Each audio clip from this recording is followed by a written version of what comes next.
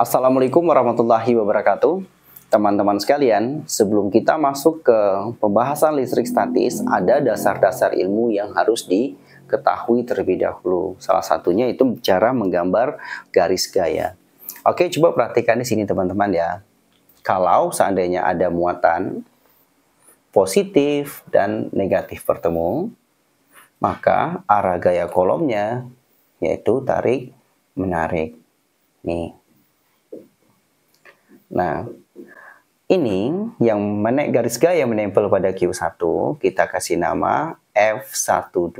Kalau dibaca, gaya kolom yang bekerja pada Q1 akibat muatan 2. Kalau pada Q2, ini disebut dengan F21. Di mana, kalau dibaca, ini merupakan gaya kolom pada benda 2 akibat benda 1. Nah, kalau seandainya muatannya sama ya, ini kita buat muatannya sama. Nih, kita buat muatannya sama. Maka, garis gayanya, karena dia sama, maka akan terjadi tolak menolak ya. Pada Q1, ini akan mengarah ke kiri. Pada Q2, akan mengarah ke kanan. Pada Q1, ini dinamakan dengan F12.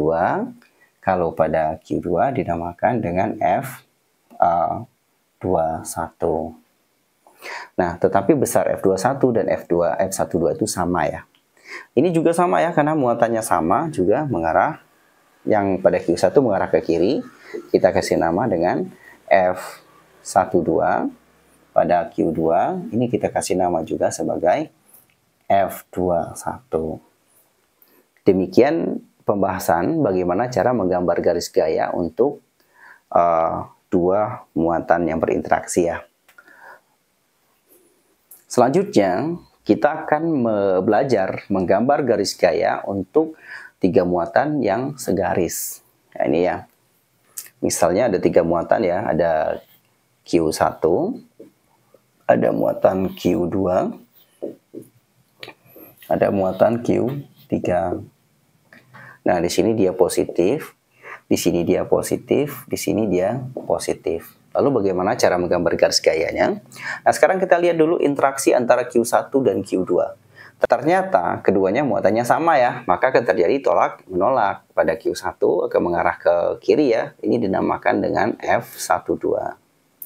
Kemudian pada Q2 akan mengarah ke kanan, karena terjadi tolak menolak yang dinamakan dengan F21. Yaitu gaya kolom yang bekerja pada Q2 akibat muatan 1.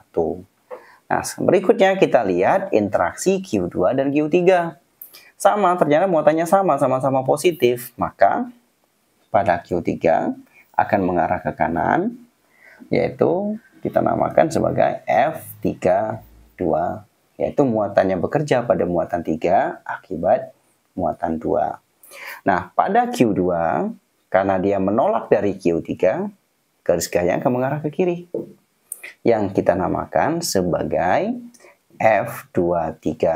Yaitu gaya kolom yang bekerja pada benda 2 akibat benda 3. Sehingga gaya yang bekerja pada Q2 yaitu F21 mengarah ke kanan itu bernilai positif. Kemudian ada F23 yang mengarah ke kiri bernilai negatif. Ini dia ya. Lalu untuk peristiwa berikutnya, andai kata ini bermuatan negatif, ini bermuatan negatif, dan di sini bermuatan positif. Ini Q1, Q2, dan Q3. Nah, sama seperti di atas tadi ya, kita lihat interaksinya. Q1 dan Q2 muatannya sama, yaitu sama-sama negatif. Sehingga terjadi tolak menolak ya. Ini mengarah ke sini, dan sini juga mengarah ke sana. Tolak menolak, jadi berlawanan arah. Yang ini kita namakan sebagai F12, ini kita namakan sebagai F21.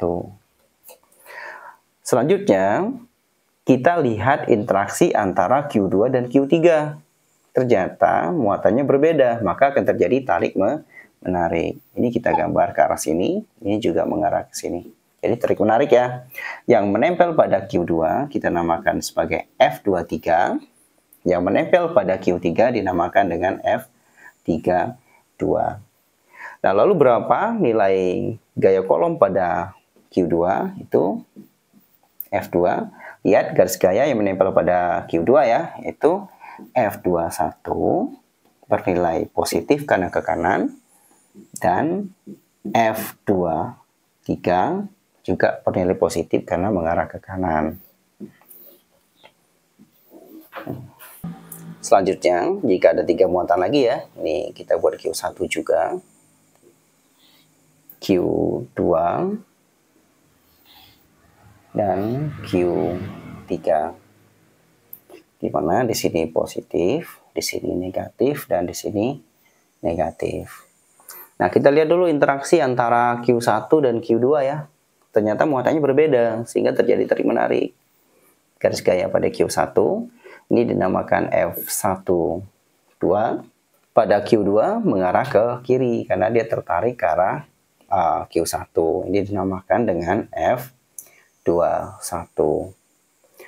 Nah, selanjutnya kita lihat interaksi antara Q2 dan Q3. Nah, muatannya berbeda ya, sehingga juga terjadi tarik menarik. Nah, ini dia tarik menarik. Yang di sini kita namakan sebagai F23, yang di sini kita namakan sebagai F32. Lalu berapa besar gaya kolom pada Q2? Yaitu sebesar F23 mengarah ke kanan bernilai positif, dan F21 mengarah ke kiri bernilai negatif. Ya.